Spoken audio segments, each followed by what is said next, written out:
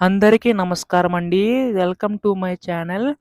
ఆంధ్రప్రదేశ్ రాష్ట్ర వ్యాప్తంగా ఉన్న రైతు సోదరులందరికీ కూడా రాష్ట్ర ప్రభుత్వం అయితే శుభవార్త అయితే చెప్పబోతుందండి. సో, దీనికి సంబంధించి గాను మనకి రాష్ట్ర ప్రభుత్వం ఈ యొక్క నిధులన్నీ కూడా విడుదల చేయడానికైతే సిద్ధమవుతుందన్నమాట.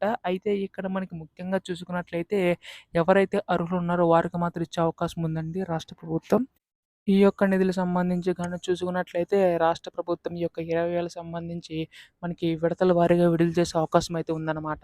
అయితే ఈ యొక్క పథకం సంబంధించి గాని ఎప్పుడు అమలు చేయబోతుంది అనే దానిపై ఈ వీడియోలో పూర్తి సమాచారం తెలుసుకోవడానికైతే ప్రయత్నిద్దాం.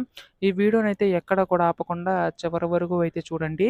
అంతకంటే ముందు కొత్తగా ఎవరైనా మన ఛానల్‌ని చూసినట్లయితే దయచేసి వెంటనే ఛానల్‌కి సబ్స్క్రైబ్ చేసుకోండి. దీని ద్వారా నేను పెట్టే ప్రతి చిన్న లేటెస్ట్ అప్డేట్ కూడా మీరు ఎప్పటికప్పుడు మిస్ కాకుండా తెలుసుకోగలుగుతారు.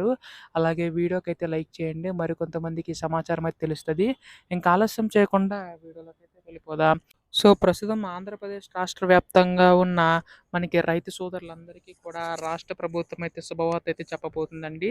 ఈ యొక్క పథకం సంబంధించి గాని చూసుకున్నట్లయితే మనకి ఎన్నికల టైంలో హామీ అయితే ఇవ్వడం అయితే జరిగింది కదా! ఈ యొక్క పథకం సంబంధించి గాను ఎవరైతే అర్హులున్నారో వారందరికీ కూడా జమ చేస్తామని చెప్పేసి హామీ అయితే ఇవ్వడం అయితే జరిగింది కదండీ!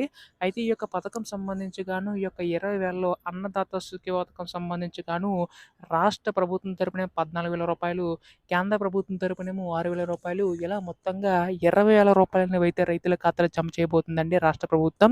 సో, ప్రస్తుతం దీనికి సంబంధించి గాను ఎవరైతే అర్హులున్నారో వారికి మాత్రం ఇచ్చే అవకాశం ఉందన్నమాట. అయితే ఇక్కడ మనకు ముఖ్యంగా చూసుకున్నట్లయితే ఈ యొక్క నిధులకు సంబంధించి గాను మనకి కేవలం అర్హత ఉన్న వారికి మాత్రం ఇచ్చే అవకాశం ఉందండి.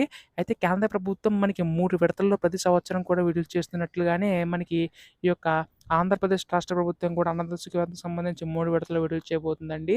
సో, దీనికి సంబంధించి గాను మనకి రేపు ఎల్లుండిలోకి అప్డేట్ ఇచ్చే అవకాశం అయితే ఉందన్నమాట.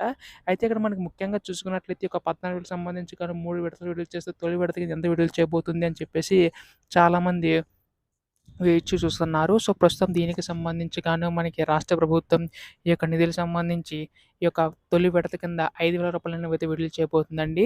సో, దాదాపుగా మనకి రైతులందరికీ కూడా కంపల్సరీగా ఈ కేవైసీ నమోదై ఉండాలని చెప్పేసి కూడా రాష్ట్ర ప్రభుత్వం తెలపడం జరిగిందనమాట. రేపు ఎల్లుండిలోగా ఈ యొక్క నిధులు విడుదల చేసే అవకాశం ఉందండి.